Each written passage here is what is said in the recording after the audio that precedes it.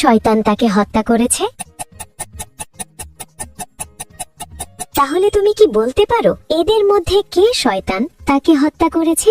যত দ্রুত সম্ভব কমেন্টে তোমার উত্তর লিখে দাও, আমি উত্তর ভিডিওর শেষে বলে দেব। দ্বিতীয় ধাঁধা, এই নাম্বারগুলির মধ্যে 54 নাম্বারটা খুঁজে বার করো। নাম্বারটি খুঁজে পেলে লাইক দাও, যেন আমি বুঝতে পারি তুমি ঠিক দেখেছো।